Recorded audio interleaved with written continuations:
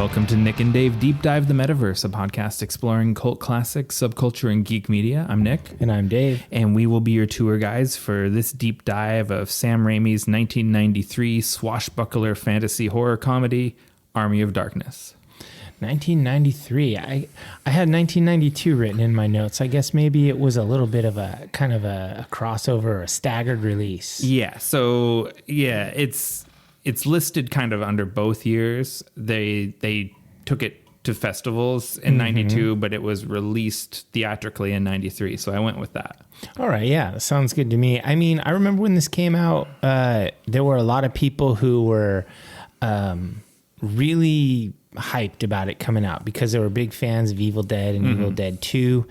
And so they made kind of a big deal about this happening. And I was not one of those people because I'd never seen those two. I know the first two. I know there's a lot of people who were fronting about being super cool with more underground movies, but I was never like the big film guy. I was way more of a music fronter. Yeah.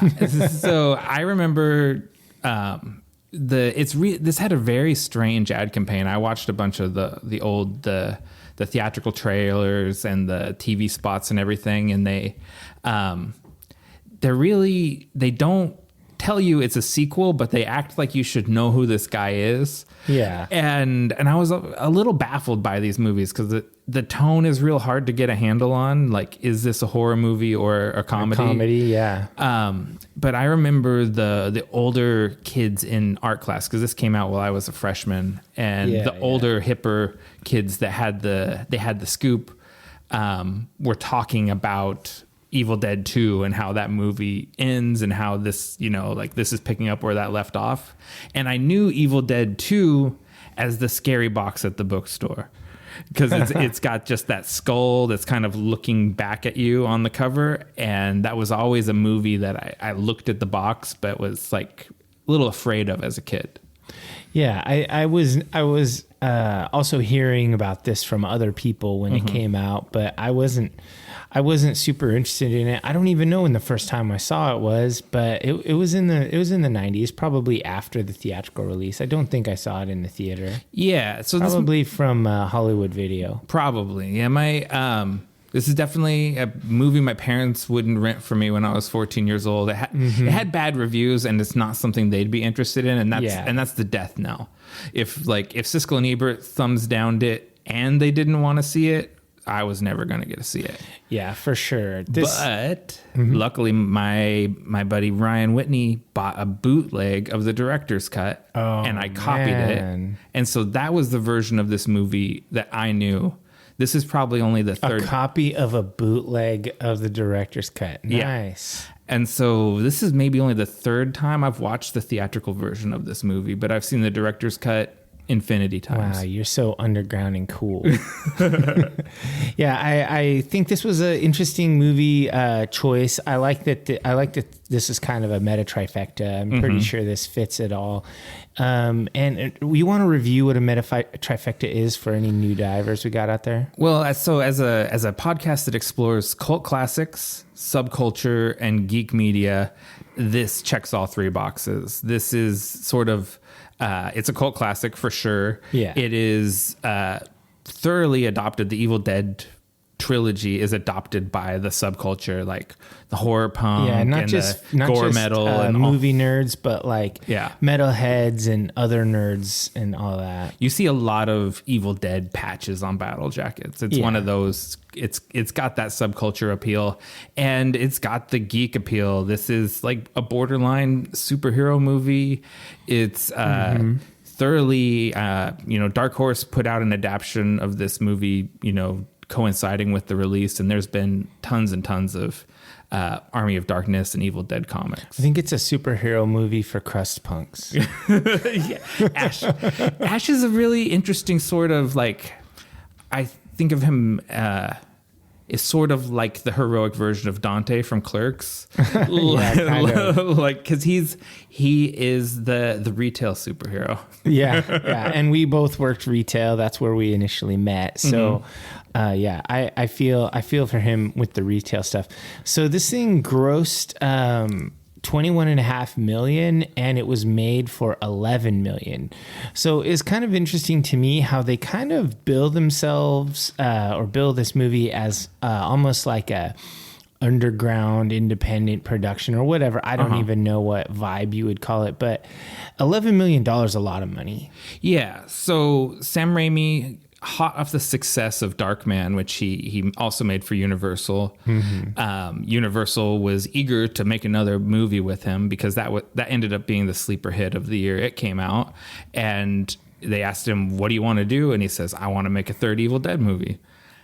And they wrote him the check. There you go. I mean, it more than doubled its money, or almost doubled its money. Yeah. So that's pretty good. And more importantly, because they didn't really consider this a successful film theatrically, but the home video has been bonkers. This movie has been re-released so many times. There's like 87 releases of it. Yeah, this is basically why, why Bruce Campbell just has a continuous paycheck forever. Definitely. Just permanent residuals. All right, so do you want to roll for initiative? Sure, let's get into it. 8. 13. All right, go ahead. I've got 3 things. Me too. So, Great. Okay, first up, this is fresh news. Bringing us another death. Bringing us another death. Comic book artist Neil Adams passed away at the age of 80. This is a guy, he revitalized Batman in the 1970s. He's basically responsible for the Dark Knight detective version of Batman, the popular, enduring version of Batman. The one that inspired Tim Burton's Batman. Yeah, among other things. And co-creator of Ra's al Ghul, the Man-Bat, John Stewart Green Lantern, who's one of the more well-known versions of Green Lantern. Also did a lot of work at Marvel, notably on the X-Men and the Silver Age. Nice. Extremely influential artist and also a campaigner for creators' rights, as far as like getting artists their original art back and really trying to, he wanted to unionize cartoonists, which didn't happen, but he did a lot for creator rights, and he's a pinnacle of the community. So it's sad to see him pass. Yeah, I mean, it's one of those deals where you figure if someone was making waves and making big moves in the 70s and stuff, those people are going to start or have already started falling away. It's just how it goes, especially when you're into legacy stuff like comic books or D&D, like with Gary Gygax being gone and Dave Arneson's still around. So it's just these older fellas that were early geeks before being a nerd was cool. Trailblazers. Yeah, they're falling away. So R.I.P. Neil Adams. What do you got? All right, so I'm gonna go R.I.P. Twitter. Just wanted to talk about Elon Musk buying Twitter because we call out Twitter every episode at Deep Dive the Meta. And the platform has been purchased and the deal's not fully inked. The ink isn't dry, as they say, but it's pretty much going to happen. And I think it's an interesting topic, something that geeks everywhere online have been talking about. I know all of the D&D people, the writers and all of that, they're all on Twitter big time. That's their main social media. And so there's a lot of people that have been closing down their Twitter account. Yeah, I saw that. And I don't know what to think. I'm not closing down my Twitter unless something changes. Like if they make it like a pay to play, like promote your stuff, then I'm not into that. Well, I'm of the policy that all these tech billionaires are all supervillains. Sure. So Elon Musk and Mark Zuckerberg and Jeff Bezos are all out to destroy the world. And that doesn't stop me, I guess, hypocritically from using these platforms. Sure. Because they're very available and convenient. But yeah, I'm not a fan. Yeah, I mean, all 3 of those dudes, I have their apps installed on my phone. They're listening right now. Multiple from each. Audible, Amazon, Instagram, Facebook, Twitter.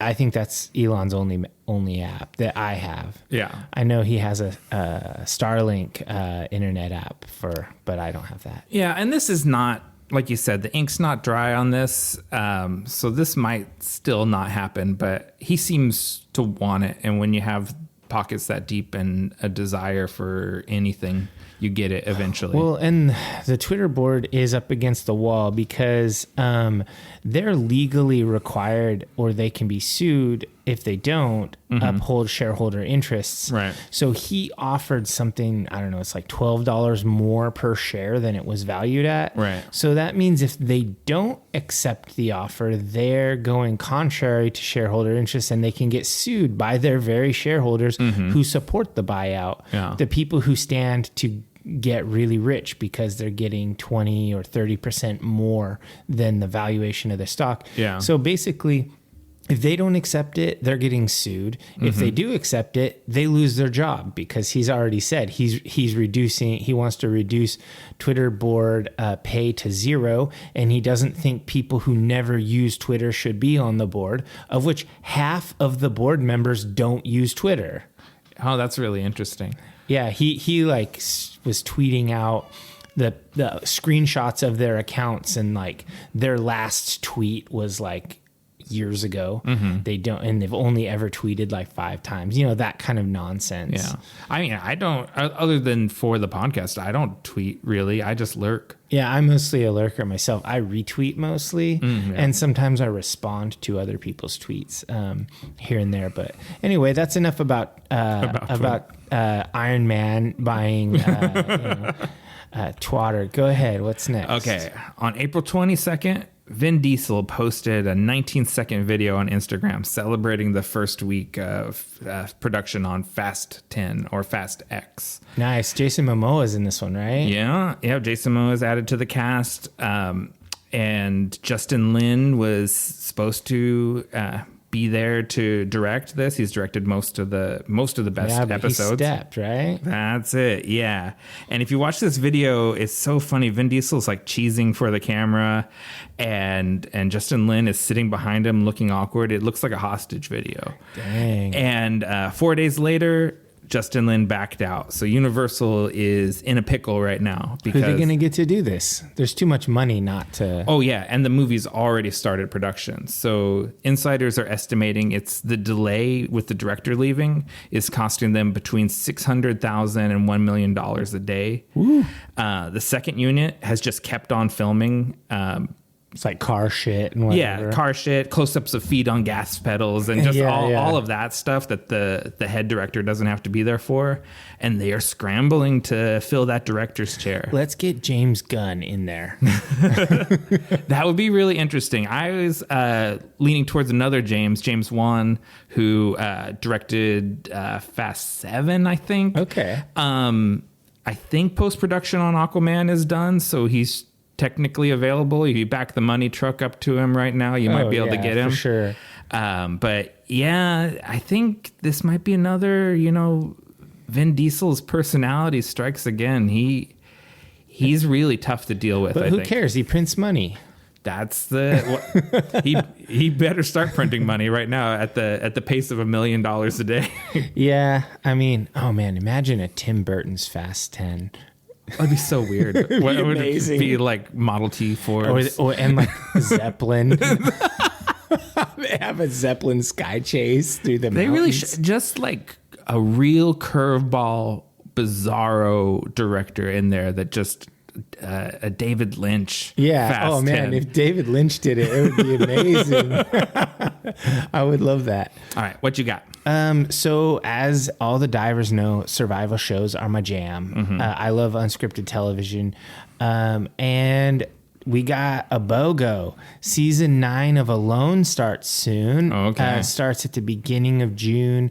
Supposedly it was going to debut at the end of May, but last thing I saw, they pushed it back. But anyway, so we've got Alone Season 9, which I'm stoked for, but I haven't seen anything of. But they also have Naked and Afraid XL started its new season, and there's an episode out. I started it, and this one's crazy because it's a 60-day challenge, and they're in the Amazon rainforest. And they're bringing back, they call them legends, people who have completed the 40-day challenge, and then some other people. So there's some, if you've ever watched any of the other ones. So I think the show Naked and Afraid started off as kind of a gimmick, like weird people thrown together, survive for 10 days. Right. But it has become, as you saw that there are some like experts at survival, it has become a legit survival show, like the ones they did in South Africa where they're like hunting warthogs and shit and succeeding. Yeah. And so now they're doing these long ass crazy challenges. And it's really fucking cool. So I'm enjoying that we got some new survival shows going on. Interesting. Yeah, I'm way behind on that stuff. I watched a bunch of Alone at your recommendation, and then when I kind of ran out, I haven't kept up as new stuff has been coming out. Yeah, well, make sure you're all caught up on season 8 of Alone because season 9 starts soon. And just for the record, Alone is the best of the survival shows. It's the top tier. The other ones are just for fun to fill the time. All right, so my final thing, and this is just a quickie, CinemaCon is going on right now. This is where all the movie studios basically preview everything for theater owners. And they're getting all these sneak peeks of stuff that we won't see for a long time and announcements and everything. And surprising no one, a sequel to Matt Reeves' The Batman with Robert Pattinson has been greenlit. Oh, big surprise. Yeah, that movie made bazillions of dollars and was a huge success. And so, of course, this is going to happen. But I'm still happy about it because it was great. And so I look forward to seeing where this goes. Yeah, I can't remember who was telling me. I was talking to somebody about watching it, and they just said it was so fucking long. Like, it was way too long, and they just got tired of it. It's very long. It is... it's like Justice League long. Not quite. It's 3 hours. Okay. But yeah. That's too long. It's an epic film. It's long. When you're watching at home, who cares? That's true. You can just pause it and get up. Yeah. But come back. I don't think, all the Nolan movies are over 2 hours long. Not quite 3, but, I don't mind a long movie. If I'm watching it at home. Well, and if it's paced well, I don't mind a long movie. Yeah, that's true. Because sometimes a 90-minute movie can feel like a long movie, and sometimes a 3-hour movie can fly by. That's true. Exactly. All right. So my last piece of news is music related. Kirk Hammett has a solo EP that he released. It's good. Yeah, it is. It's called Portals. It's got 4 songs. It's instrumental, and this is the first big Metallica side project. He writes a lot more than they could ever use for the Metallica albums, especially since he's got sober. He doesn't drink anymore, so he just plays guitar all the time. He's a real enthusiast, even in his late 50s. So he got the blessing of the band to put out a solo EP. And he said he was really shocked that they were willing to let him do it. I think it says a lot that it's just a solo. It's just Kirk Hammett. It's not a different band. I think that is probably, they don't feel any threat from that because it actually kind of enhances the Metallica brand. Yeah. And they put it out on their label. It's on Blackened. So they're getting a piece of it. Sure. Yeah. So it's good. I listened to it once. I didn't, because it was one of the drops for Record Store Day this last weekend. I didn't get it, but I was real close to picking that up because it's a good album. Yeah. And I mean, Kirk Hammett's probably the dude in the band you would want to hang out with. Yeah. I mean, especially you, because he's like a horror monster movie fan. Yeah, I just want to look at all his collection. He's got an amazing collection. And he's actually exhibited it because he did a convention in San Francisco. I can't think of what the name, Carnival or something like that, like a horror convention, and basically had a Kirk Hammett museum where his collection was on display. Yeah, that's cool. So yeah, he's super dope. It's like almost like film score music with heavy metal guitar leads in it. Yeah. And so yeah, this is definitely up my alley. Yeah, it's a keeper. I would want to see his guitar collection if I was hanging out with him. Like let me play Greenie, the famous Les Paul that Peter Green owned. I want to play that guitar. Supposedly Gibson, since he's now a Gibson artist, supposedly they've taken Greenie, his famous Les Paul, and they're making exact replicas of it. They took it into the custom shop and scanned it and all this stuff, and they're going to be making reissues of his famous guitar. All right, so that's it for our news segment. Let's go ahead and see what we've got for our podcast fuel. All right, today's podcast fuel, in line with Army of Darkness, is Dark Thoughts from Bear Lick Brewing here in Portland, Oregon. Yeah. It's a black IPA, also known as a Cascadian Dark Ale. And for once, the brewery wrote us good copy. A classic IPA with maniacal evil, Dark Thoughts CDA is brewed with cold steeped roasted malts for an eerily smooth darkness, dry hopped with 6.66 pounds of pungent Columbus hops. And it's also claiming to be 6.66 ABV, and for once, listing the IBUs, 67 IBUs. It says 66.6 on the can. 66.6? Yeah, right here, IBU. So 666 IBU. Oh, okay. That conflicts with what it says in Untapped, but that is more on brand. They rounded, yeah. Yeah. I'm sure both of those numbers are bullshit. They're not bullshit. They're maniacally evil. Yeah, that's true. So yeah, I like this beer. It's good, and it's definitely tastes like a CDA. It's a little, I would say it's got a little more bite to it than I'm used to. It's a little anti-smooth, but that's all right. I'm okay with a beer every now and then that's not trying to be an easy drinker. Mm-hmm. Yeah, so this makes me think. Just quick sidebar on beers, because there's an inverted pentagram on the can, and when I was shopping for beer, probably last episode, I was at New Seasons, and a nice man came up and he was going to ask me about beer or whatever, because I was sitting there nerding on the cans, and then he saw the Grains of Wrath. And he saw the pentagram on the can and the name Grains of Wrath, and he goes, "Oh, pentagram and wrath, lost me there," and turns around and beelines it out of the beer section. That's hilarious. Yeah. Satan came upon him that day.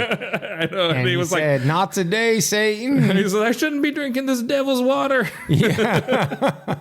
I mean, he lives in the Northwest. I mean, this devil's water is what we drink here. It's our chief export since the timber industry went down.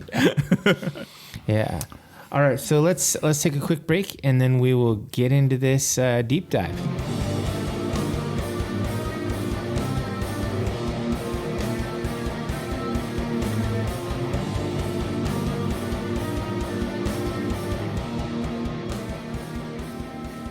Welcome back, divers. Let's dive into Army of Darkness, 1993, Sam Raimi. So this movie starts off, and it basically just recaps Evil Dead, 1981 Evil Dead, and 1987 Evil Dead 2 by showing us, it explains to us what's the Necronomicon Ex Mortis, and how Ash got to where he is, and why he's in a slave yoke, and all of that. Yeah, because it actually opens on him being marched in chains, and it's got this voiceover narration that, "My name is Ash, and I'm a slave." Yeah. And it's, I don't know. I love the beginning of this movie. This recap. This is all kind of at the insistence of the Universal Studios. Yeah. They wanted you to be able to drop in and watch this movie without having seen the earlier films or even knowing those films exist.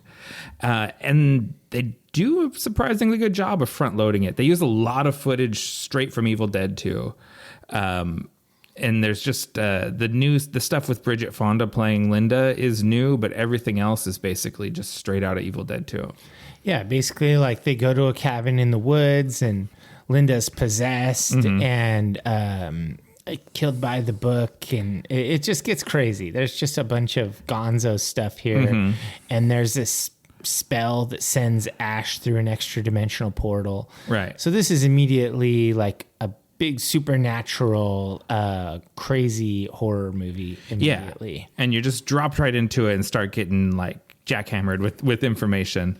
But it's effective because I didn't see the earlier Evil Dead movies for years. Yeah. I had only seen this one, and I really didn't have any problem following it. The Evil Dead series is fairly bizarre in that Evil Dead 2 is more or less a remake of the first Evil Dead, which was a remake of an amateur film that they had made called Within the Woods.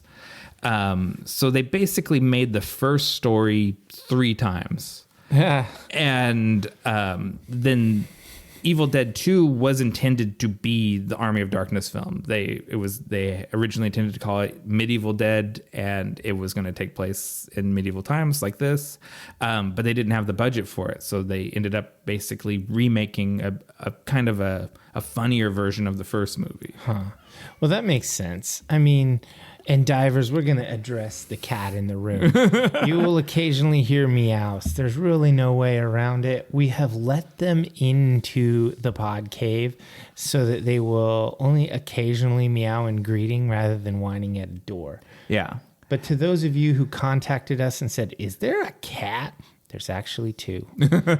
Yeah, shouts to Diver Chris, who is our local Army of Darkness Bruce Campbell superfan, so I know she'll be listening to this episode. The cats are in the room again. Yeah, we got some black cats in there, so that's on theme for this horror movie. So, I always liked the chainsaw hand. That's what pops out to me like early on is Bruce Campbell's or Ash's chainsaw hand. It looks like when they close up on it, it looks like all the teeth are removed from the chain. Yeah. So it's just like a smooth, like almost like a bicycle chain on the bar. And some of these effects in the early part of the movie where they're kind of recapping things, oh man, they're pretty bad. They're real low budget. Yeah, so Evil Dead 2, I should have looked up, the budget is significantly lower for Evil Dead 2 than it was for this film. And it was funny, Lisa and I watched Evil Dead 2 before we watched Army of Darkness. And I sent her a GIF from Army of Darkness in our chat, and she's like, the picture on that GIF looks better than the movie we watched yesterday. And it's like, yeah, the budget increased dramatically between the 2 movies. Yeah, so basically then it kind of, Ash is telling you how he got to where he was. And so it shows him going through the portal along with a car, and he's dropped into 13th century medieval England. Yeah. Where he immediately is kind of surrounded by these knights, and Lord Arthur and his men, they suspect him to be an agent for Duke Henry. Yeah. So let's not brush over the car. This is a 1973 Oldsmobile Delta 88. This is Sam Raimi's personal car, nicknamed the Classic, and it is featured in all of his films. Wow. He manages to get the car into everything. Even The Quick and the Dead, which was a Western, he stripped it down to just the chassis and built a wagon onto it. Jeez, wow. He's really dedicated to that car being a cameo. He's a genuine weirdo. Sam Raimi's an auteur filmmaker. Well, I mean, the car, it's not very cool. And ultimately, it's just kind of a land yacht. Yeah. It's one of those uninteresting giant steel monolith cars. But he calls it the Classic, and it's in all of his movies. And the one that they drop, it gets dramatically flattened. I was pretty impressed with the way the bottom races to meet the top races to meet the bottom. Yeah, it really kind of self crushes. Sorry, we have a cat battle going on. And so we've got then we're actually sort of present with what's going on in the story. And basically Lord Arthur, played by Marcus Gilbert, is a complete prick. He is. And he's like, I say to the pit with him. Yeah. And the wise man, who they call Wiseman, like they don't say wise man. I don't know why. Like, it's like a weird... They sort of dance around Arthurian legend, right? Where obviously this is the Merlin character, but they just never say the Merlin, and they never say King Arthur. They say Lord Arthur. I don't really know why that is. Yeah, it's not like somebody owns that IP. But for some reason, they feel the need to dance around it. Yeah, and so they you then learn that Duke Henry, the Red, played by Richard Grove, is in the slave, marching in line in the slave. What do you call that? The slave caravan? I don't know. Chain gang. Yeah, he's marching alongside of Ash, and they take him into this castle. It looks pretty cheesy, the castle. Yeah, it's true, and there's nowhere in England that looks like this. No. This is Southern... It's like all scrubby and brown everywhere. It's Southern California, just a little bit north of LA, where, they just went out in the woods. Where they used to film Westerns out there. And this looks like it should be a Western, like the setting anyway. But they built a half a castle out there. They definitely... It looks nothing like England. It's like not even close. And so then... he's getting marched in, and all of the townsfolk are like super shitty to him. They're like throwing rotten fruit or whatever. And then Sheila is informed that her brother died, and she blames Ash for the death of her brother. Or is this supposed to be her husband? I wasn't sure. No, it was She asks about her brother. Yeah, okay. Sheila and Lord Arthur, the music turns somber, and he informs her that, he fell to Duke Henry's men, and she takes all her wrath out on Ash, spits in his face, etc. Yeah. And then when they get marched up to the edge of the pit, and Ash and Duke Henry have words, because Duke Henry is like, "You're not one of my men, lad." Wasn't that guy in Braveheart? He was one of the random Irishmen, Scotsman. Scotsman or whatever. Let's see. Richard Grove. I got the filmography here. And I don't think so. Well, he looks like all those random Atlantic Islanders. Definitely. So yeah, he's this big red-haired guy, and basically they throw a pit prisoner down into this pit. And when I say pit, divers, if you haven't watched this movie, it's like this looks like something out of like an industrial, like, I don't know, like some sort of like a post-apocalyptic thing. It's like a rusty like orifice in the ground with steel covering, and they like open it and they throw a dude into it, and it's silent. And then he screams, and then there's just an amazingly large blood fountain. Yeah, I love it. It's insane, like way more blood than fits in one person. Yeah. It's awesome. And it sprays, a good 20 feet up into the air, and is kind of carried by the wind and mists out onto the ground. And it is an epic blood fountain. Yeah, I mean, it kind of comes out of nowhere. Like, I had already braced myself for this movie being cheesy as hell. But then this happens, and I was like, oh, okay, it's like that. You know? It has its own tone. This is the Army of Darkness, and to a lesser extent Evil Dead 2 are very much their own thing. And Ash, after seeing that, is eager to distance himself from Duke Henry. He's like, wait a minute, you gotta understand, I've never even seen these assholes before. Yeah, he's pleading for his life, but nope. So he gets he gets thrown down into the pit. Yeah, and Sheila brains him in the head with a rock. Man, Sheila's a bitch. She is at the start, I guess. But she just lost her brother. She's distraught, and she thinks Ash did it. So Ash teeters on the edge, and I want to call out Bruce Campbell's beautiful front flip that he does into the pit. This man is so gifted at slapstick comedy and like physical comedy. No one else could play this role.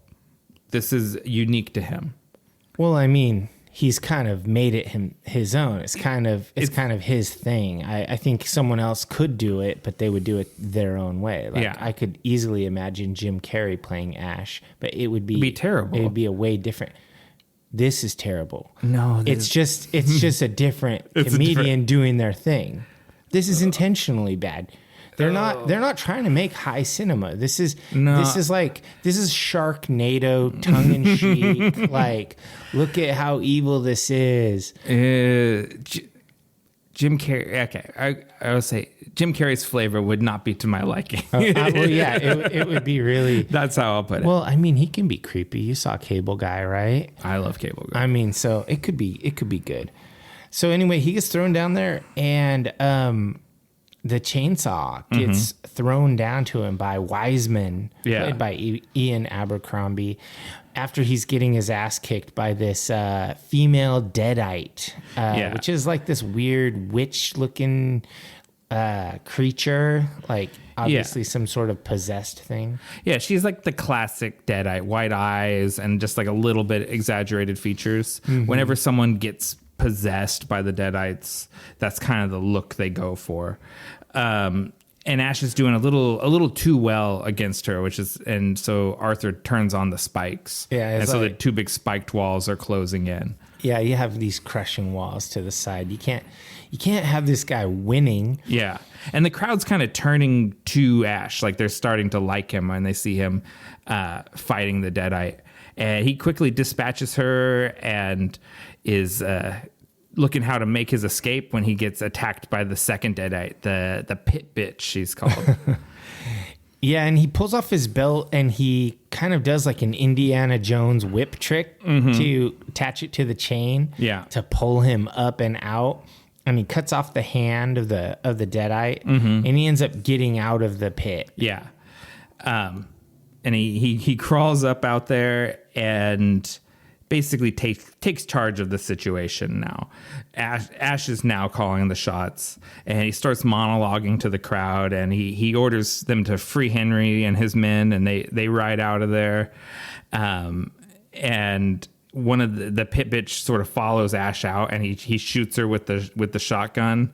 And now Ash is calling the shots. He's the big dog. He gives the famous the boomstick speech.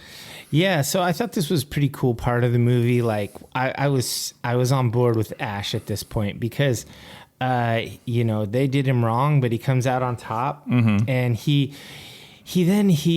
says like, your shoelace is untied to Arthur. To Arthur, yeah. And Arthur looks down and he decks him. And, classic gag. I don't know. It doesn't feel appropriate here, but it is, whatever. And then he demands that Duke Henry gets set free and gets him on horses, and he rides off. So I thought, hey, Ash is the good guy here. He rescued Henry, but he should have left with Henry. That's what I would have done. Yeah, but Ash has other priorities. He wants to be sent home. That's what he wants to figure out. And Duke Henry's not the way there. But why does he think that this place is? Just because there's an old wise man? The wise man, yeah. I think he's like, okay, yeah, you got a wizard. This guy can figure some shit out. Yeah, I thought that was pretty cool when he blew the end off of Arthur's sword with the gun, and the whole S-Mart sales pitch. Yeah, I find at this point in the movie, I still know all the words. Yeah, he's calling them primitive screwheads and primates. Yeah, next one of you primates eats so much as even touches me. Yeah, at this point, I'm just in love. And I'm talking along with the whole movie, and from there we cut over to Ash being catered to by fair maidens. He's lounging and being fed grapes and turkey legs and having a medieval times fantasy. Yeah, for sure. So this, he's living the dream at this point.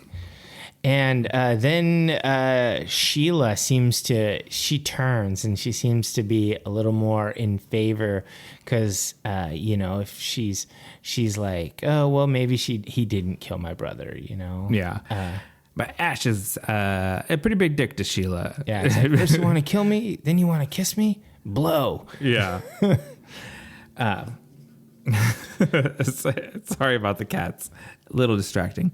And the wise man comes in and he's explained to Ash that he needs to go and quest for the Necronomicon, and then they'll have the ability to send him home. Ash doesn't want anything to do with the Necronomicon. Basically, his life has been fucked since he encountered it. So he's not eager to go find it. But one of the serving winches turns into a deadite. And so Ash has to fight her, and she gives a spooky monologue, and he gets another one-liner. He's like, "Yo, she bitch, let's go." Yeah, I call them Ashisms. That's what they're called in my notes. Okay, yeah, he has a ton of them, and he easily kills her because whatever. He's the chosen one. Yeah, and I like how then next he goes to the blacksmith and he like makes himself like a primitive cybernetic. It's amazing. There's no way that he could do that, but he's the chosen one. You saw later we see his like engineering textbooks in the trunk of his car. He was an engineering student at college. Oh, sure. So that's given him cybernetics. Yeah, exactly. He knows how to do, put pistons in a gauntlet and make it into a hand that he can somehow control. Yeah, it's simple. Yeah, it's all cartoon nonsense. The whole movie is 80 minutes of cartoon nonsense. Yeah, this is kind of like I don't know, like a teenage horror cartoon, like in vibe. Mm-hmm. It's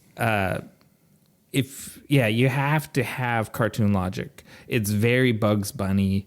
It's very Three Stooges. It's just, I mean, they even do a whole Three Stooges thing later. Mm-hmm. Yeah, so it has a mentality, and within the logic of the universe, building a robot hand fits. It has like the air pump of a BB gun on it. Yeah. Where would they have got that? I guess that's in the trunk too. He has a Red Ryder BB gun. He must have had all kinds of shit in that car. Trunk. Yeah. Well, he was probably a Boy Scout. He's be prepared. Yeah, for sure. So yeah, I mean, basically, so he gets his quest. He knows what he needs to do. He kisses Sheila. They seem to have made up. He has his little Ashism there. Give me some sugar, baby. Yeah. Which is classic. She brings him the cool blue shirt that he wears for the rest of the movie. Yeah. And he's like, good, I could use a horse blanket. And she hauls off and slaps him, which is like, finally he respects her after that. Like, that put her on that level. In the director's cut, there's a sex scene here. I don't think the movie suffers for its loss. I think the what do you call it? Like the romance cover pose that they have together where he has his shirt open and the wind's blowing their hair. Yeah. I was like, that sold it right there. You didn't need to go to the sex scene. You didn't need to go full room on it. You know? It's not like that. It's not graphic. It's a tasteful sex scene, but they don't need it. And we cut to Ash riding out on his quest, clearly in Southern California and not England. Yeah, and so they're like are riding through California, and then he's like rehearsing the line, and he's saying it all wrong. Yeah, he's like Klaatu Verada Nikto or Nikto. He's like saying it all fucked up. So that phrase that comes from the movie The Day the Earth Stood Still, and it's just one of these geeky Easter eggs that geeks love to put in things. So I didn't know that till years later, seeing that movie and be like, oh, that's where Evil Dead gets that from. I kept thinking, like, when they're riding through the mountains, that this looks like where Captain Kirk fights the Gorn. Oh, I'm sure it was. It probably was, yeah. And then he enters like this haunted forest, and there's an unseen force pursuing Ash in the woods, some sort of like spirit or something. The horse gets spooked and runs away. We get a whole shitload of shaky cam. Yes. That was really in vogue. Well, this is the shaky cam is an invention of Sam Raimi. Oh, is it? Yeah, it's the opposite of steady cam, which is what you normally would have with a handheld camera that stabilizes it. Yeah. They put the camera on a thing so it's rigid, so it does shake, and Sam Raimi runs around chasing Bruce Campbell with it. This is in all of the Evil Dead movies. I hate shaky cam. Okay. It's one of Sam Raimi's signatures, basically. So this is the only point in the movie where it feels like an Evil Dead movie, really. Him getting chased through the forest, and then he finds his way to a windmill, and it turns into a cabin in the woods horror movie for a little bit. Yeah, I thought that the whole windmill thing was really cool.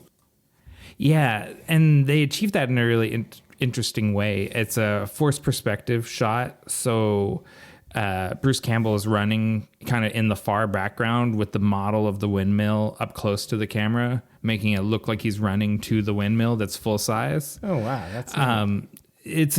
This is like a shockingly technical movie for how cheesy it is. There's a lot of really difficult to achieve tricks. Yeah, like they kind of like every practical effect technique is used in this movie, which is when it came out, 92, 93. Shortly after this, it's Jurassic Park. Everything is CGI. If this movie was made 2 years later, it's an entirely different movie. Yeah, it feels old school. Yeah, and it's really, like I was explaining it to Lisa, it's like a tribute movie. It's a tribute to all of their favorite stuff. Okay. Bruce Campbell does a one-man show while they do different homages around him. Yeah, so like he goes into the windmill and there's a mirror and it gets smashed, and out of all the shards crawl little reflections of ash. So you have all these little ashes running around doing basically like cartoon shit. They have a Gulliver's Travel scene. Totally. It's very Looney Tunes again. The mirror was looking at him. That was something it was like looking at him weird is what led to him smashing it. And we get 8 little ashes out of the pieces.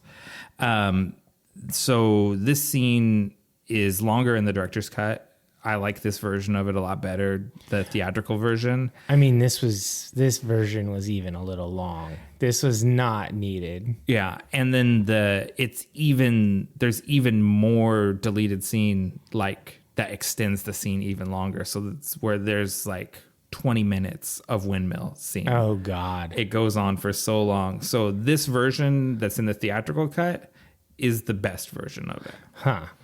Interesting. So yeah, basically, like you said, they Gulliver's Travel him, right? They tie him to the floor after getting him to bonk his head and stuff, and one of them jumps into his mouth and he swallows it, and it turns into an eye on his shoulder and eventually grows a whole second ash. Yeah, like a parasitic twin, And that's the birth of Bad Ash. Or Evil Ash is what I wrote. Okay. But yeah, basically, he has a little ashism there. He's like, good, bad, I'm the guy with the gun. Yeah. That's a good gray morality that he's got. He's very selfish. Yeah, because another kind of aesthetic change. When they come out of the windmill, the aesthetic of it has turned into a Universal horror movie. Like with the creepy trees and the full moon and the windmill. So the windmill is like evoking Frankenstein, and obviously the full moon's the Wolfman. They even howl at the moon when they're running around. And they have I think Bruce Campbell was just having too much fun being the little Bruce Campbells. It does seem like he has a lot of fun with that. I knew that was not going to be a Dave pleaser. When I was watching, I was like, oh, Dave will hate this shit. It was lame. I mean, let's be realistic. Did you used to hate it though? Because I was never a big fan of this. I saw it and I was more, even my young self, I was more amused by the one-liners than I was by the cartoon nonsense cheesiness. Okay. I think when I was younger, I was even more like too grim for silliness. That could be. Yeah. Even today, I think this is too silly. It's over the line for you. Yeah. I like a certain amount of silly, but this is a little much. So the good bad, I'm the guy with the gun, which is what good Ash says to bad Ash when he shoots him in the face. The line in the director's cut is I ain't that good, which I like that one better. That was one of the things I tried to make notes of the changes and which version I like. I like the director's cut on that. And then he takes Bad Ash back into the into the windmill, straps him to the table, and chops him up with the chainsaw. Yeah, I thought that was really dark. He just completely quarters this guy and takes his head off, and he buries him in a hole. It's really, really dark. I love because Badass is talking shit, and he's like, "You'll never find the Necronomicon." He's, "Oh, what's that you got on your face there?" And throws a shovel full of dirt on him. And then he buries him, and it's almost shot for shot the way he buried Linda in Evil Dead 2, even putting the cross into the ground the same way. So it's very, very evocative of the previous film. Yeah, it's pretty cool. I thought that it was grim, like it was suitably macabre. And so then he heads to this graveyard, and it looks very fake. It's very movie set graveyard. It has blue lighting everywhere. Yeah. And it looks like you know what it looks like? It looks like something that there's always like one person in a neighborhood that goes over the top for their yard on Halloween. They just totally deck their yard out with spooky shit. Yeah. That's what this looks like. Yeah, I can see that. I thought Nightmare Before Christmas. They spent like $2,000 at the Spirit store. The Spirit store didn't exist. This is like the origin of the Spirit store. It's like, what if we sold all the stuff from Army of Darkness? Yeah, exactly. The cemetery, it looks very Universal horror, which I guess that's what this is, because it's a Universal Studios horror movie. There you go. It's on brand. Ash gets in there, and I'm much more into Hammer. That's cheesy too, though. We can't deny that. I mean, Dracula, the Hammer Dracula was great. But cheesy. Not as cheesy as this. No, well, not intentionally as cheesy as this. This knows it's cheesy. Hammer Dracula is trying to be something. Well, actually, I don't think that's true. I think they knew they were cheesy. They were a little tongue in cheek. Yeah, that's true too. Anyways, there's 3 Necronomicons. That's the monkey wrench here. Yes, there's 3 books instead of 1. And he gets sucked into one, and he manages to pull himself out. His face is all stretched. So he does this whole cartoon thing where he's shaking his head back and forth. It reminds me of like something Goofy would do. Like if he got his face sucked in a vacuum, he'd have to shake his head to make it go back to normal. Or where Daffy Duck gets his bill shot off so it's on his head backwards. It spins around his head or something. Yeah, totally. It's 100% Looney Tunes. And then the second book bites him, which is obvious. It has a face on it. I mean, you couldn't miss that gag. And it flies around and smacks him in the face, etc. And then finally he gets the third book, and that's when he remembers he needs to say the words. Yes. And he fucks it up. Yeah. He's got Klaatu Barada, but can't remember Nikto. He knows it's an N word, but he can't think of what it is. And so he just mumbles his way through it and tries to call it good, but it doesn't work because the Danny Elfman music kicks in, and the Army of Darkness starts rising from their graves. Yep.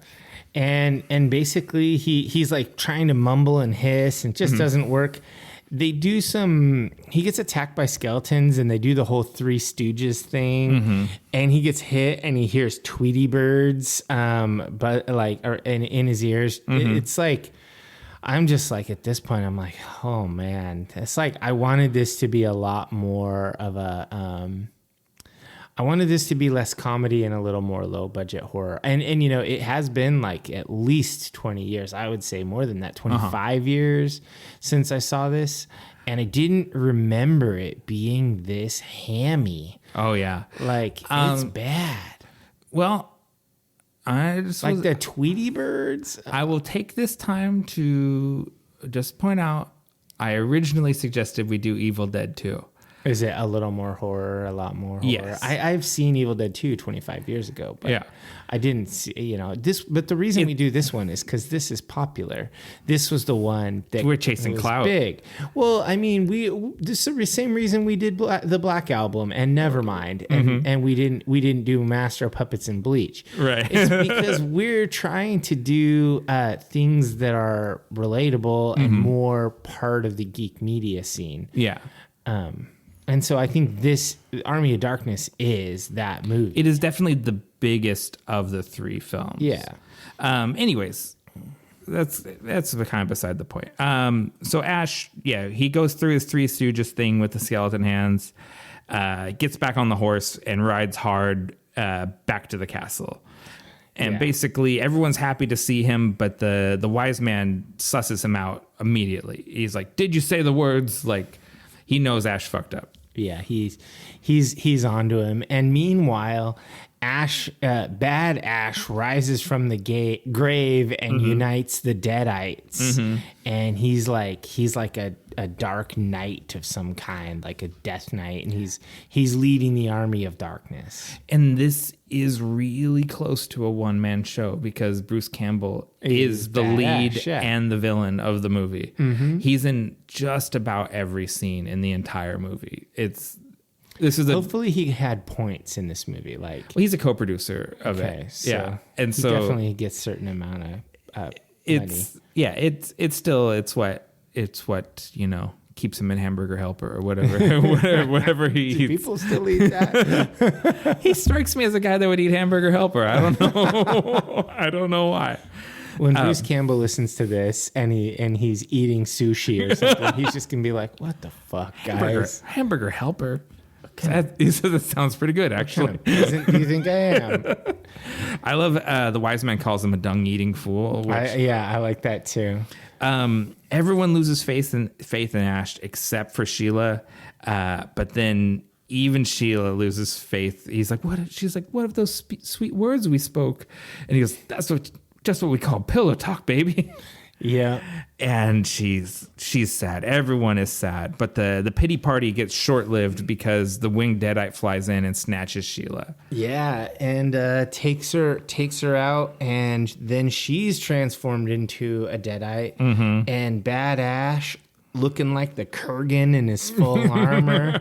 I love his helmet. Yeah, and then the Deadite Sheila, she's way cooler than basic Sheila. You prefer Deadite Sheila? Oh yeah, she looks badass. So this is when I thought some movies kind of suffer in the Blu-ray transfer because having watched this primarily on VHS, you couldn't see the wires the same way you can see the wires on the Deadite in the Blu-ray version. It's like, this is too clean. This movie needs a little grime on it. Yeah. Did you buy this? Do you own it on? Yeah, I bought the director's cut Blu-ray for this because I'm hung up on that version. I just got it digitally. Just streamed it.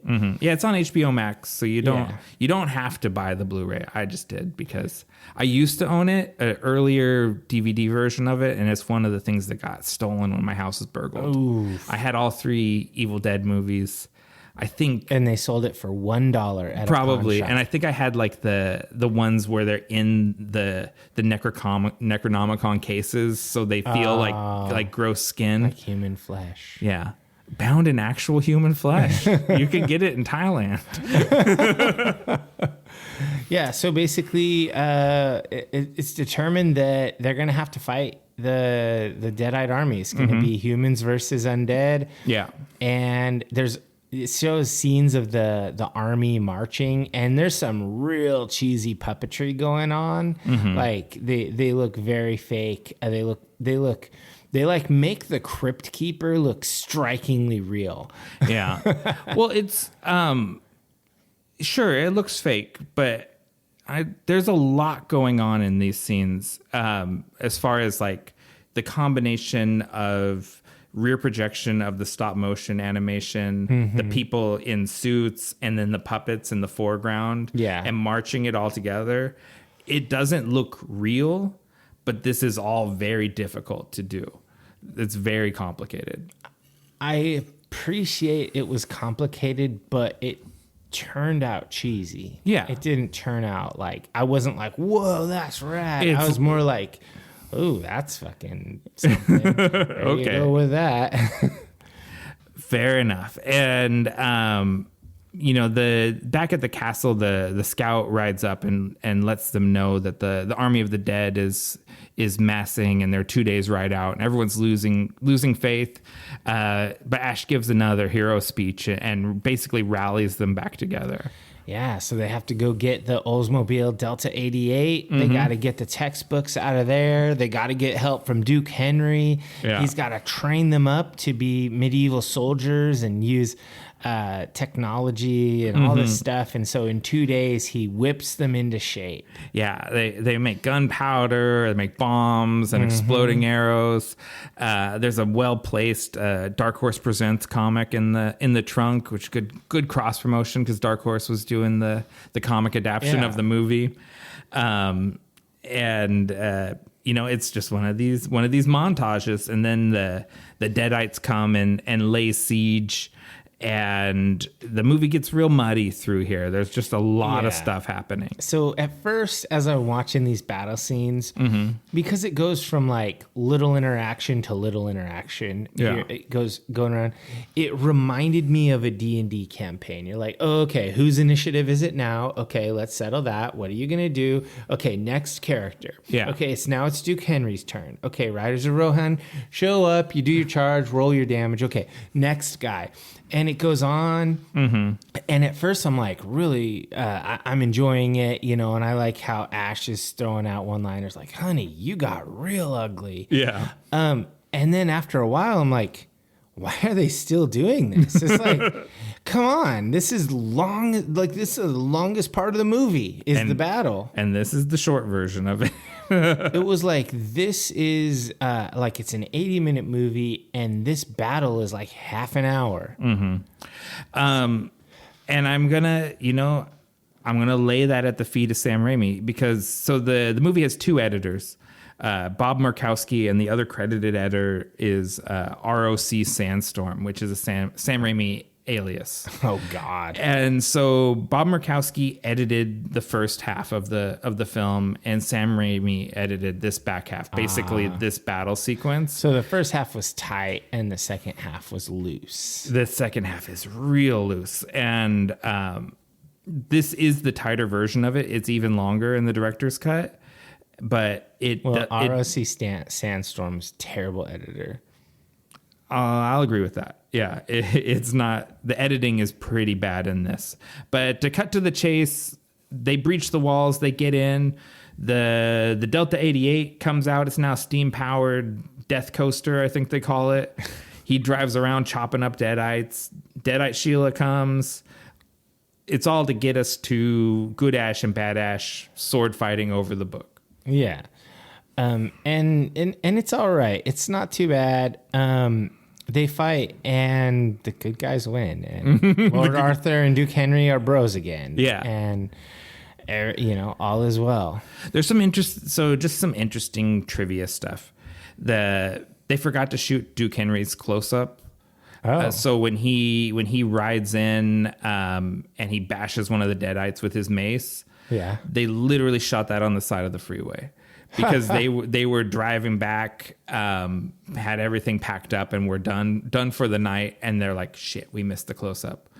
They pulled over and just like had him smash a skeleton so they could get that close up before they called it a night. Oh, that's funny. And all the stuff where Ash is fighting the stop motion Bad Ash, this is done through a technique called Intravision, where the stop motion is done well in advance, right? So because that's a time consuming process. So they've animated this skeleton, and then Bruce Campbell has to record his sequence. They choreograph it and have numbers for the different marks that he has to hit. And they would call out the numbers, and he would go through this sequence so that he would match where the skeleton was. He can't see the skeleton that he's acting against. So he's just acting against a blank screen. And it's just one of these things where it's insanely technical to achieve just a few seconds of footage. Like it's so much work for so little result. It's like claymation kind of. Yeah, but it's like a reverse Roger Rabbit where they animated onto live action footage that they shot ahead of time. This is like shooting live action footage to match the animation. It's hard mode on hard mode. That sounds rough. So what do you think is a better sword fight? Ash versus Evil Ash, or He-Man versus Skeletor, that improvised battle that they did, that they won. Oh, because they ran out of money and did it with the lights off at the end of Masters of the Universe? Yeah. Motu or Army of Darkness ending mediocre sword fights? I have... Oh, geez. It's tough. I'll give it to Army of Darkness, and it's not for that part. It's for where both of them are fighting with two swords up and down the stairs. Okay. Errol Flynn style. Like, that's tough to choreograph, too. Sure. Even though it's not, like, realistic combat, it's that sort of 1930s swashbuckling thing. Yeah, for sure. But just to time that all out, that's crazy. So you like it for its technical aspects. See, I go with Motu because I just love Skeletor better than Evil Ash. Oh, if we're gonna that's my criterion. We can have whatever criterion you want. I just love Skeletor. Skeletor, especially God Skeletor from the end of the movie with the gold and and that's the ultimate Skeletor. Let this be our final battle. Yeah. Yes. So I'd like to see Ash fight God Skeletor. And I feel like we don't get enough chainsaw. So I'd love to see the chainsaw incorporated. Chainsaw Ash versus God Skeletor. That'd be crazy. It'd be short. That would be the end of Chainsaw Ash. It would be. He'd just get roasted because Skeletor's a wizard too. Yeah.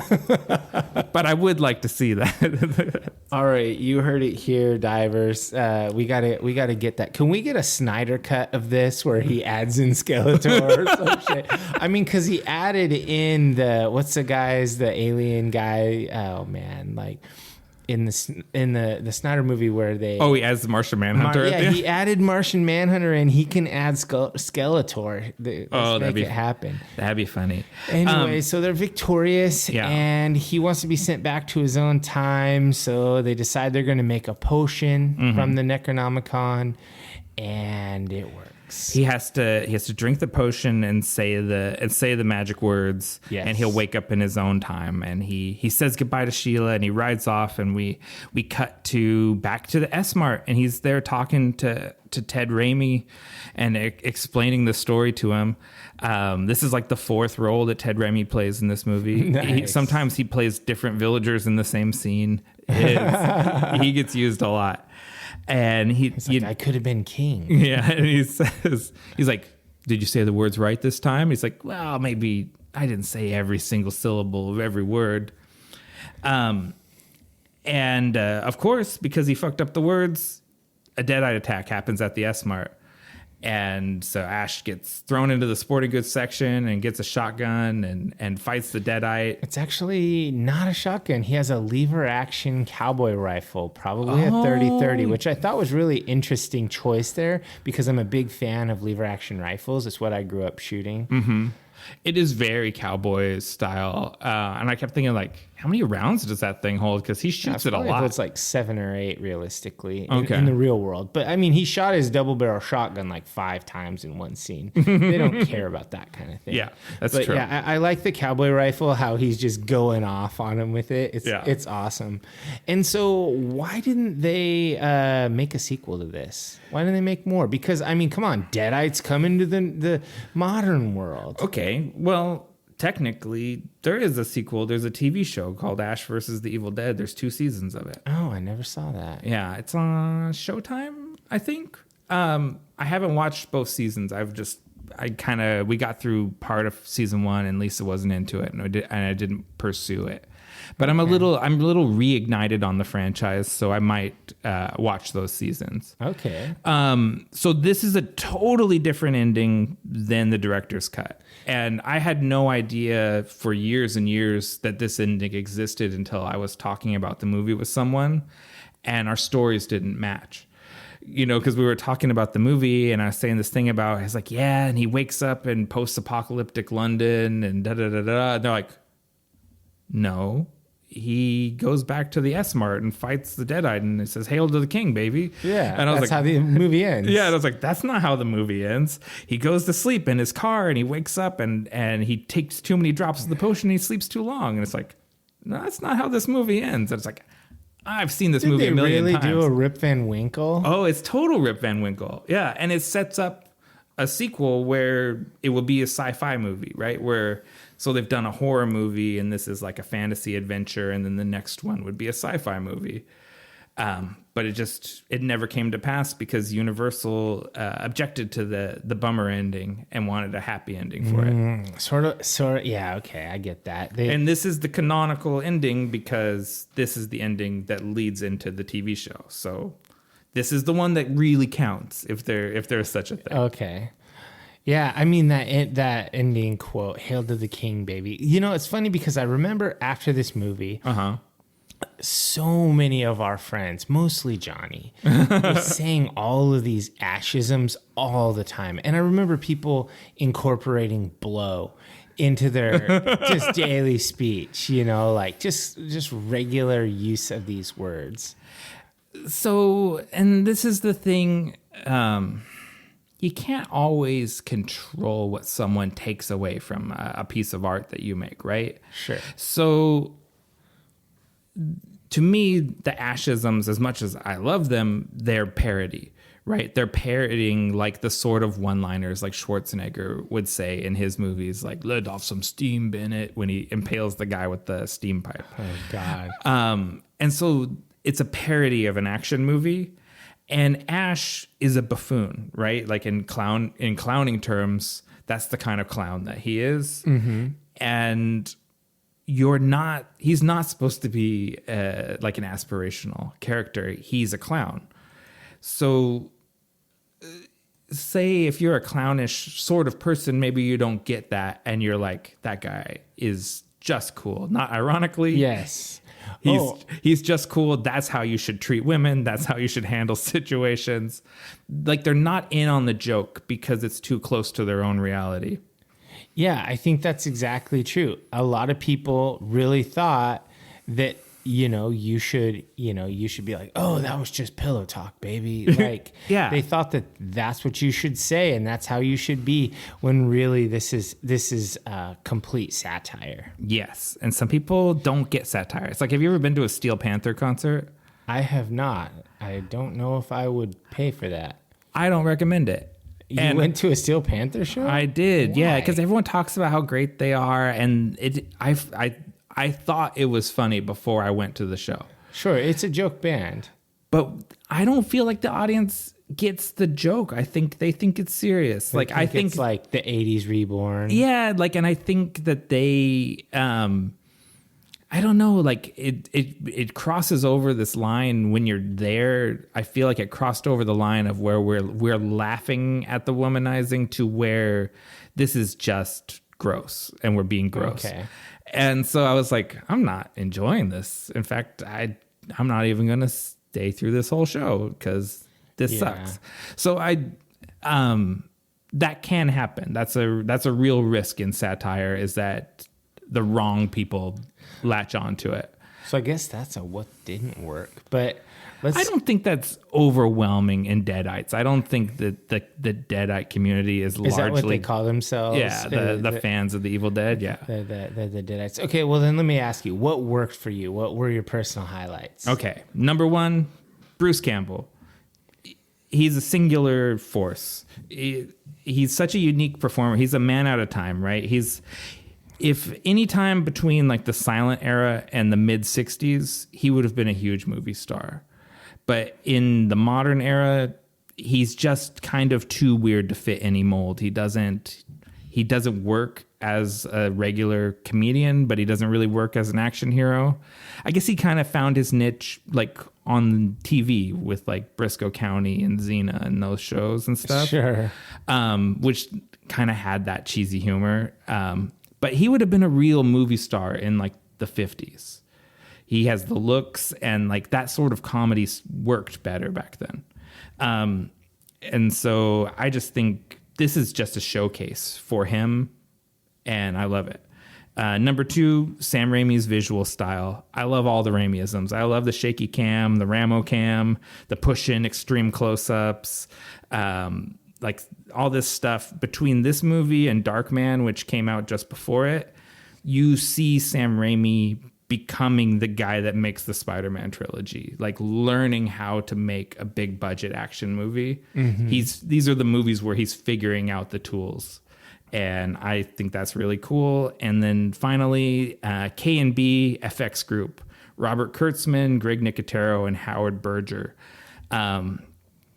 I think nowadays probably they're most famous for the effects on the Walking Dead TV show. That's cool. Their meal ticket these days. But it's similar. It's like all 15 seasons or whatever it is. Yeah. Similarly to Sam Raimi, this is where they learned how to make The Walking Dead, right? Like this is making Deadites, making just zombie after variations on Living Dead over and over again. That's just how they've made that many seasons of that show, is the skills they learned here. Nice. What about you? What worked for you? I really liked some of the cheesy horror moments. Like I like the Spirit Store graveyard with the blue lights, and I liked the cheesy books that bites him. I really liked Bad Ash and Bad Sheila. I liked all of that. I thought the horror elements that were visual, I guess the same thing you're saying, that effects team, it was pretty cool. I really did like that. And I liked the windmill before it got into the broken mirror Gulliver's Travel. Like I thought just the atmospheric spooky stuff. Yeah, I like that spooky vibe that they get. I liked the cheesy one-liners. Like I got a genuine, real chuckle off of them because like I remember that, and I remember thinking it's funny. I know it's satire. I think it's hilarious. And I think that I really enjoyed the I guess you'd call it intentionally bad acting, the B-movie acting. It's overdone sometimes, like with Lord Arthur and Duke Henry and, of course, Ash and all that. I really like how overdone it is because I think it's stylized. You know? It's to the point where it's intentionally bad. So that's pretty much, those are the things I like. Bad, but it is like arch, right? Like it's like stage acting. It's not realistic acting. Oh yeah, for sure. They're trying to play up the fact that this is a B movie, despite being $11 million. Right. It's like they're lampooning a B movie, and I think they do that pretty well. I like that. So what didn't work for you? So we talked about this a little bit earlier, but I'm not a fan of RLC Sandstorm's editing. Once we get to the portion of the film that Sam Raimi directed and edited, the movie kind of just falls all apart. Like it gets very difficult to watch. It's slightly better in the theatrical cut. It's kind of excruciating in the director's cut through that sequence. You're just like, oh my God, how long will this go on? Yeah. And it's not cut smoothly. It's just like jumping, like here's a zombie puppet and here's a zombie puppet and we're just jumping around, and there's no good flow to that sequence until the two ashes come together. It's just a mess. Yeah. And so that's a bummer because it just takes the wind out of the movie. And then number two, I'd call it the lack of narrative advancement. The franchise itself can just feel aimless. Because the whole point of the series is just torturing Bruce Campbell. And, you know, there is a limit to how long that can be funny for. This movie is not very long. It could be even shorter. Oh, yeah. And it's like, you know, at some point I used to buy like the Evil Dead comics or I guess they're Army of Darkness comics. And I just was like, what is the point of this series? And just stopped buying them. Because without actually Bruce Campbell doing this stuff, just like there's no point in reading it because there's no story. Yeah. Bruce Campbell, even in his memoir, If Chins Could Kill, he's like, it's a dumbbell story. It's like, there's no real plot. It's just a sequence of events. That's funny. And that's the truth. What about you? What didn't work for you? So that's actually the first thing on my list. There isn't a plot. it's just a linear series of scenes. They're nebulously connected because they have the same character in them. Right. And there's no plot. This movie does not have a plot. It's guy is in medieval England, wants to go home, goes to graveyard, gets thing, wins, goes home. It's like this is a very amateurish plot. Like the story is low rent, like not in a good way. I think they definitely could have made it interesting, but they didn't. Yeah, I mean, to use you compared it to D&D. It's a very simple quest. It's a bad D&D game. Like seriously, I can run a better D&D game than this easily, like without planning. You run much more complex D&D games than the plot of this movie. This movie is real boring. And that was my next thing. This movie's boring. Like it's so phoneable, but since we're doing this podcast for it, I will not get out my phone. Right. But there were so many times where I'm just like, please stop fighting the mini U's. I'm just so tired of it. You drank boiling water to get at the little mini U in your tummy. Since you brought up the boiling water, that scene always drives me nuts because he grabs the kettle with his skin hand and not with his metal hand. Yeah. And it's like, oh my God, you have a robot hand. Why would you grab it with the hand that can be burnt? Yeah, and so then I also have it on my what didn't work, the bad acting. Sometimes it's just real bad. You're just like, like that's not stylized. That's just terrible. Okay. Do you have a specific example of that? I think Sheila is just super cringy in the first part of the movie. You know what's Before crazy? she becomes evil, Sheila, she's just cringy bad. So what's so crazy about this? Mbeth Davidst, she's a South African actress. Oh, okay. So in 1993, she had 2 movies come out. This one and Schindler's List. Whoa. Because she's like typically like, as her career went on, actress. She's known as being like a prestige actress. Like she does prestige films. Like she's not a B movie actress. So this is such a weird place for her. Yeah, she doesn't do a good job in this. I think that the guy that did Lord Arthur also, like, he was not good. Marcus Gilbert. And I just thought the acting was pretty low level, like film school acting. And then my last point is I'm just agreeing with you again, is this movie is longer than it needed to be. And I pegged it at about 30 minutes longer than it needed to be. This could have been a tight 50 minutes. Then it's a short film though. It's not. That's fine with me. Right. But it could have been a really fun short film. Yeah. Instead it was a dragging full length. Yeah. Cause Sam Raimi even said that I saw an interview where he said that it would work best at 60 minutes. He thought it would. I think you could do an hour. Yeah. It would have been more fun that way. But you can't get a studio to release an hour-long movie. That's just not. They won't do it. God. And, you know, if this was made in 2022, this could have been a Netflix thing or an Amazon or an HBO, and it could have been tight and it could have been cool. Yeah. They may not have given him $11 million to do an hour-long thing, but with modern technology, probably wouldn't have needed it. It's true. All right, so that's what didn't work for me. So what did you rate this bad boy? I've been around on it, and I'll let you in on my thought process. After watching the director's cut, I've been sitting at a 2, and I've kind of been sitting at a 2 all week. And then this morning I watched the theatrical cut, and I thought cutting that 11 minutes out of it got us up to the 3. Just like it's a squeaker of a 3. Oh man, it barely crested a 3 for you. Yeah.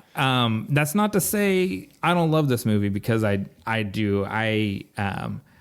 Sometimes the second watch for me, especially if I wasn't like loving it, it's hard for me to go back and watch the movie again to take notes. I was happy to put this on and watch it again, even though I watched it earlier this week. Interesting. This is a comfort watch for me. Okay, well, I don't think it's a secret. After my criticism, I give this a 1 star. Ooh, ouch. This is my worst rated film in the podcast. I said to Carrie partially, like, you know, when we're at the back half of the movie, like, God, why did we choose this movie? And then at the end, when I stood up, I was like, well, that's done. Thank God. Yeah, it's just not entertaining to me. It's just a waste of time. I would rather sit and watch YouTube videos of miniature painting or disc golf technique or talking about beer or you know, like, whatever, I would rather watch hoof trimming videos for 80 minutes. Yeah, hoof trimming videos are good. I mean, this is not, though. That's the thing. So I give it a 1. I realize it has a cult following and people love its charm and they love how crazy it is. But just subjectively, it's not a good movie. Okay. And I mean, obviously, the reviews are all over the place because it's some people are rating it just based on camp and fun and whatever. And so it seems to be that you are kind of on the mark with it. Like Metacritic gives it a 59. Okay. IMDb is 7.4 and Rotten Tomatoes is 73%.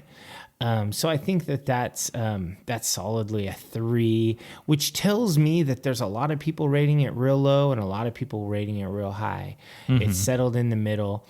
I was one of the low because I just didn't enjoy myself. Yeah. I would have rather not watched this movie. I'd rather reclaim that 80 minutes. Okay. Reclaim it for homework of all things. Harsh, but you've justified it. I think you've made your case. All right, well, let's take a break and then come back with our closing segment.